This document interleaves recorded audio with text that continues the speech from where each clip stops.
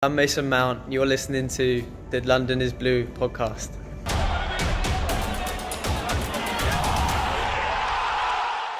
But as we look at attackers, the first one up is one Christian Pulisic. I didn't stack the deck. This is just how it worked. And we all have keep.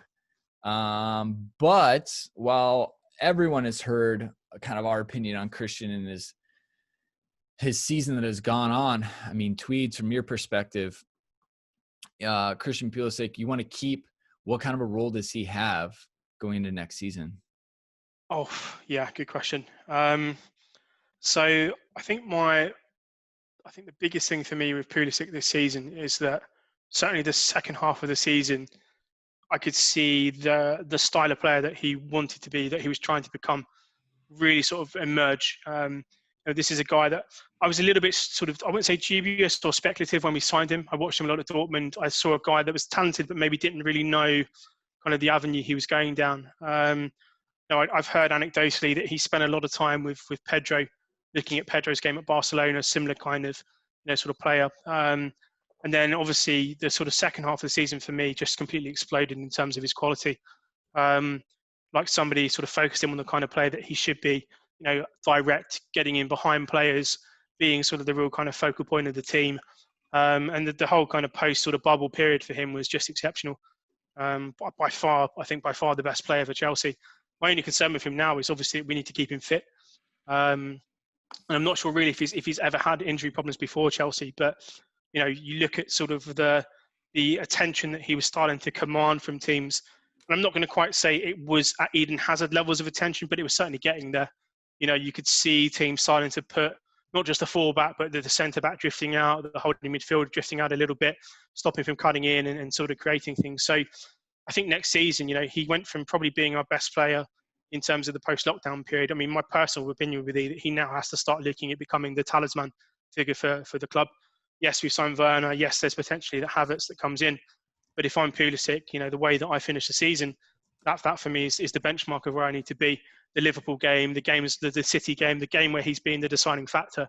And I think for the thing with me is he doesn't always have to be spectacular for the 90 minutes.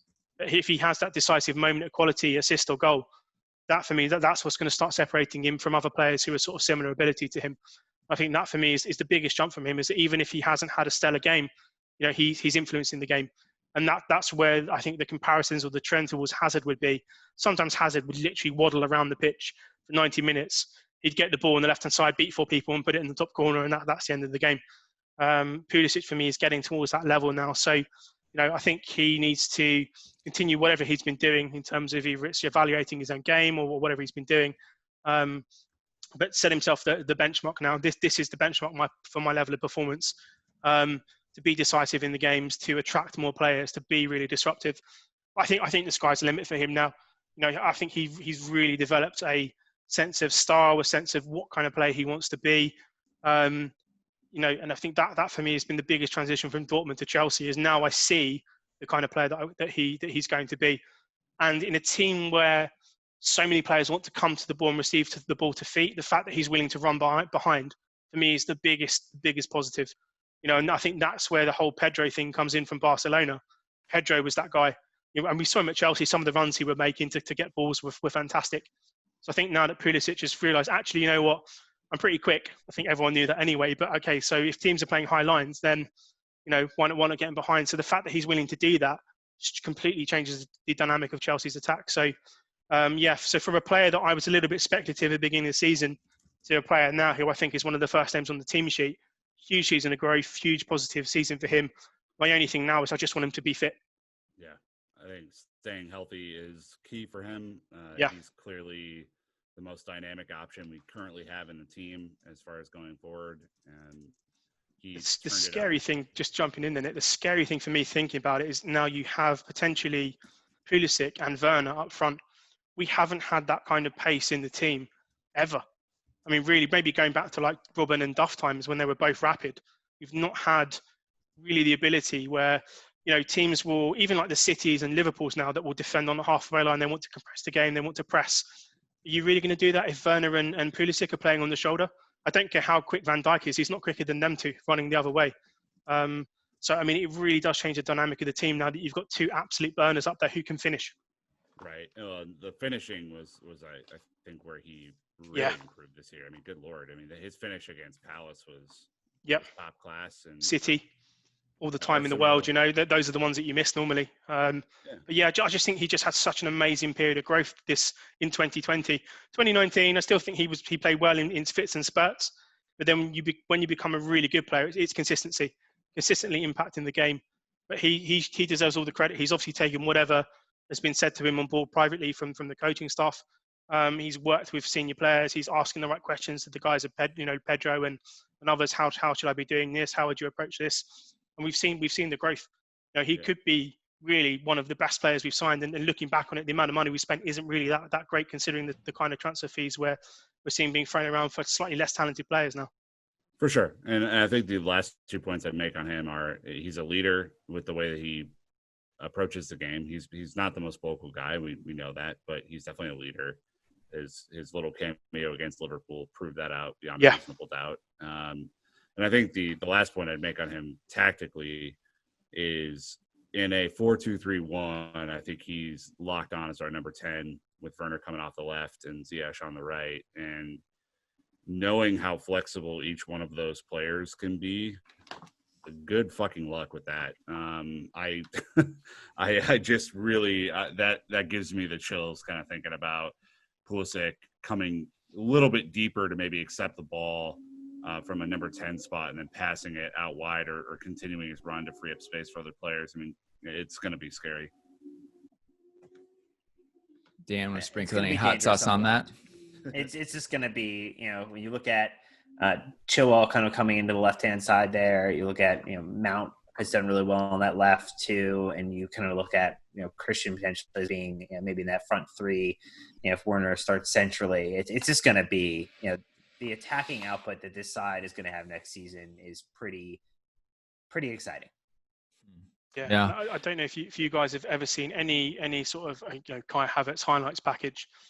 The amount of passes he puts onto plate for people that end up in row Z 17 miles over the crossbar from some of his teammates. The thought of him being able to put some of these balls through to someone like Pulisic with the pace he has. I mean, we're talking about, for me, if he doesn't get 15 goals next season, I'll be very disappointed. I think he's got the ability to be, to get there. Yeah. Especially and it can plays all season, right? I mean, yeah, exactly. Yeah. Half of it this year. I mean, yeah, I think from a settling and transition season for Christian, even with the injuries, it was about as good as it could have gone. New league, new team, just a lot to learn. And the fact that he scored his hat trick against Burnley is hilarious because that's the last team you'd expect him to score a hat trick against. But seems settled, seems comfortable. He's on vacation with a lot of the other young guys. Yeah. Like it all seems to be trending in a really great position. So hyped as always for Christian to continue his success at Chelsea. One of the players who at the beginning of the season we thought maybe would keep Christian out of the team was Callum Hudson-Odoi. Signed the big contract, fended off Bayern. Unfortunately, also had an Achilles injury as well. So not quite the season he probably wanted, but he's still young. He's just super, super young. Callum Hudson-Odoi right now is under contract until the summer of 2024. He's still 19, turning 20 this fall. I said keep, but I'm open to a loan.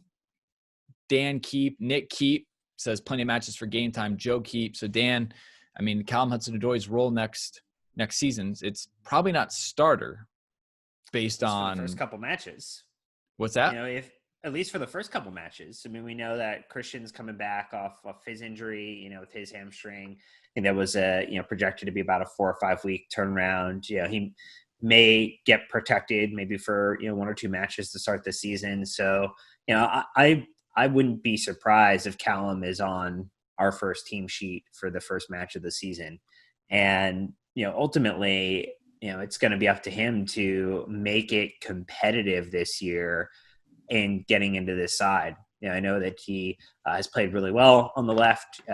More likely than not right now, he would be on the right-hand side and kind of fighting for a spot against Ziyech at the moment, I would imagine. And that's not going to be easy, but you're going to have to rotate through with some regularity, Nick. And I think if he can get back to assisting, and then also, what we saw in the Byron match, even though it was a little bit of a dead rubber moment, that, he has the quality to add some spark into our attack. Yeah, I mean, I am a little less high on him than I was when he was really breaking through, but I think there's just a tremendous amount of upside and opportunity. And again, the when I say there are plenty of matches, I mean, good God, he will have all the opportunity that he can grab. It's just whether or not he grabs it or not. And you started, against Bayern in the second leg, which was a formality, right? We were just playing that game to get it over with. You started to see little flashes of him gaining confidence again, Joe. I think it's just, can he grow enough and sustain enough from a confidence standpoint to be valuable to this team when he's not starting every match? That's the question. Yeah.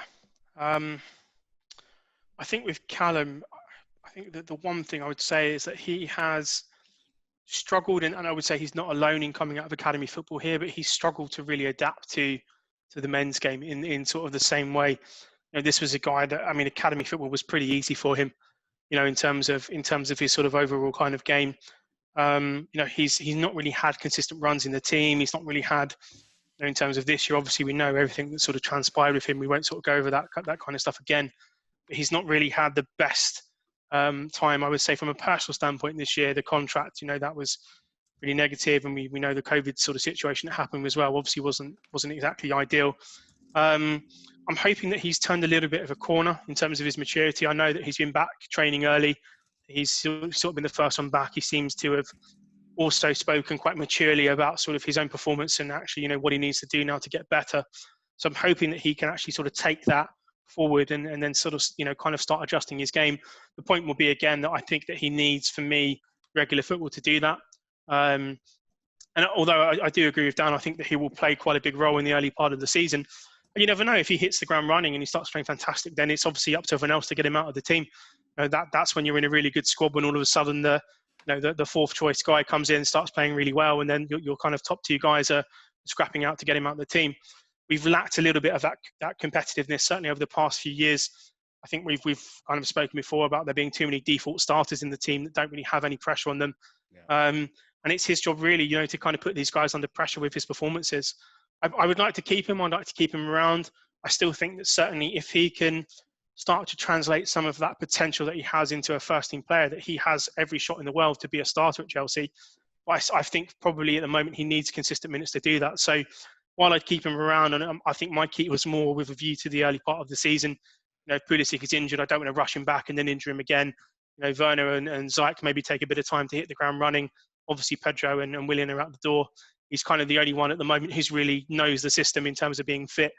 But he may potentially need to go on loan in January to sort of go and sort of discover himself as a player. So, he wouldn't be the only one that's needed to leave and sort of find himself in terms of adult football elsewhere. He's obviously got the big contract now, which hopefully, can become something that is not sort of thrown at him every single time he doesn't score 6 goals in a game. But I think for his standpoint now, it's about playing football. So he's going to get games early on in the season, maybe the first month, 2 months, but then it's up to him to keep himself in the team. If he's scoring, if he's assisting, if he's doing the defensive work, I think that's always the big thing with him, is the defensive work of the game that the Lampard is after. Then I think he could stay in the team. But he's going to be under massive, massive pressure now in terms of guys he brought in. Obviously, for me, Pulisic probably is the default starter. Ziyech is going to be obviously a guy that they're going to look at considerably on the right-hand side. Werner can play there. We know that Kai Havertz, if he does come, can play left, can play right. So it's not like he now has zero competition. So it's going to be a tricky season for him. But if he has the maturity that he's shown in the past couple of weeks, maybe he rises to the occasion. He might be the surprise of the season. Yep. A lot of aspirations, a lot of hope. He's still young. Again, he's one of those players that sometimes we forget. He's 19, like I said, turning 20 this fall.